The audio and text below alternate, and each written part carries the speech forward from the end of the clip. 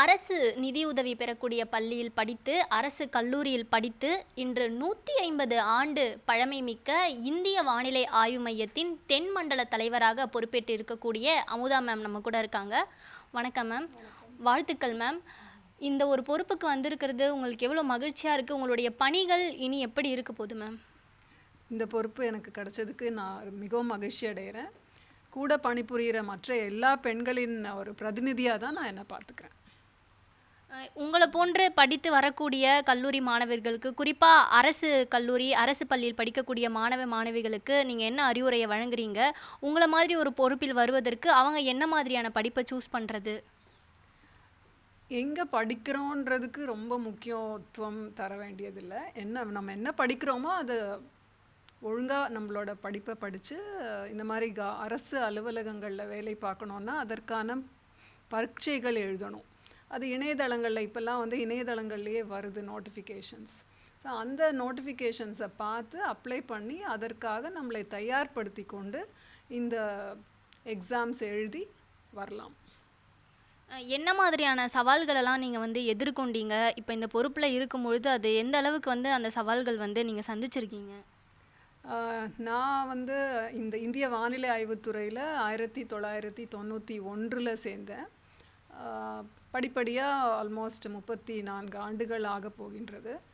பல்வேறு சவால்கள் சந்திச்சிருக்கேன். ஒரு பெண்ணாக மட்டும் இல்லை, ஒரு அரசாங்க அலுவலகர்களாக நமக்கு சில வேலைகளில் எப்படி ப்ரொசீட் பண்ணுறதுன்னு தெரியாதப்பெல்லாம் நமக்கு நல்ல ஒரு அறிவுரை கூறக்கூடிய மூத்த அதிகாரிகள் இருந்து இந்த சிக்கலை இப்படி தீர்க்கலாம் அப்படின்னு ஒரு சஜஷன்ஸ் கொடுக்கும்போது நம்ம அந்த சிக்கலான காலகட்டத்திலேருந்து நம்ம சரியான விதத்தில் வெளியே வருவோம். இனி வரக்கூடிய காலகட்டத்தில் வெப்ப அலை அதிகமாக இருக்கும். கத்தரி வெயிலுக்கு முன்னதாகவே வெப்பத்தின் அந்த உஷ்ணம் அதிகமாக இருக்கும்னு சொல்லி ஒரு தகவல் வந்துட்டுருக்கு மேம்.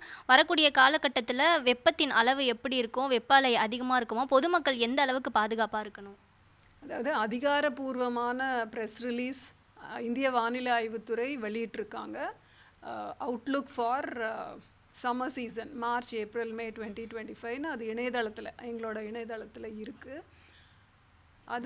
அது பிரகாரம் பார்த்திங்கன்னா இப்போ மார்ச், ஏப்ரல், மேல தென் மண்டலத்தில் அதிகபட்ச வெப்பநிலை மற்றும் குறைந்தபட்ச வெப்பநிலை இயல்பை ஒட்டியே இருக்கும்ன்ற கணிப்பு தான் கொடுத்துருக்காங்க.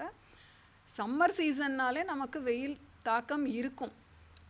அது இப்போ இந்த எமிஷன்ஸ்னால கொஞ்சம் நமக்கு ஜாஸ்தியாக தெரியுது.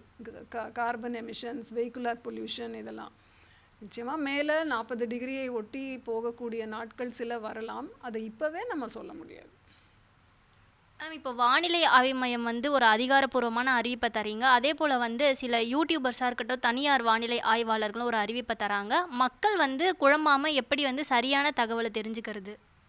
அதிகாரப்பூர்வமான தகவல் அப்படின்றது இந்திய வானிலை ஆய்வுத்துறை மூலமாக உங்களுக்கு கிடைக்குது.